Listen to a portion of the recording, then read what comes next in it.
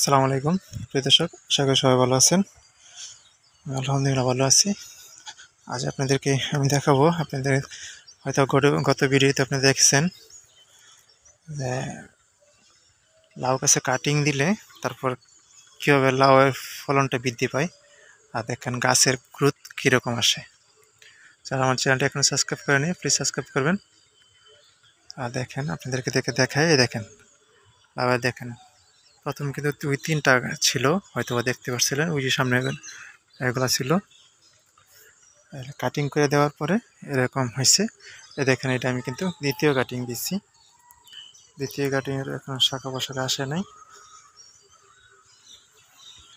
দেখেন কাটিং দেওয়ার পরে দেখেন এই যে একটা আসছে, মানে প্রায় প্রতি ডগায় দেখেন একটা আসছে, একই ডগাতে দেখেন প্রতিটা দেখাই। এই যে একটা, দুইটা, তিনটা, চারটা, পাঁচটা, ছয়টা, অর্থাৎ একটা কাটিং দেওয়ার পরে দেখা গেছে একই ডগা থেকে 5টি-6টা করেও লাউ আসছে।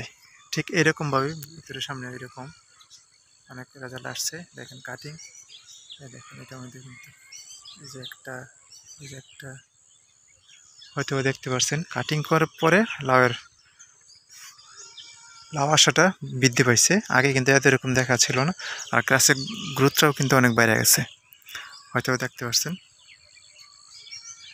এখানে আমি এখন আবার 2-3 দিন যাওয়ার পরে আবার তৃতীয় কাটিং দেব।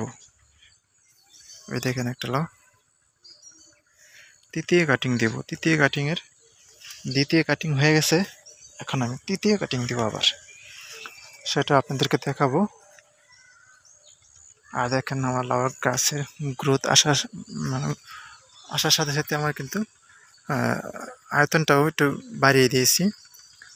আবার কিছু দেখা গেছে আমি নতুন গাছও লাগাইছি, দেখা গেছে ওইটা ফলন শেষ হইতে হইতে এটা গাছটা উঠে যাবে। দেখেন এখানে এগুলো কিন্তু কচুরিপানা, হয়তো আপনারা চিনতে পারছেন। এইগুলো উপর দিয়ে রাখছি, এটাতে আমার গুড়িটা আজকে বৃদ্ধি করলাম। এটা আমাদের দিকে গুড়ি বলে, আপনাদের দিকে কি মাচা বলে? অনেকের দিকে মাচা বলে, কিন্তু আমাদের দিকে এটা গুড়ি বলে, মাচা বলে, দুটোটাই বলে। তো যাই হোক, আজ এ পর্যন্তই। সবাই ভালো থাকবেন, সুস্থ থাকবেন। আল্লাহ হাফেজ।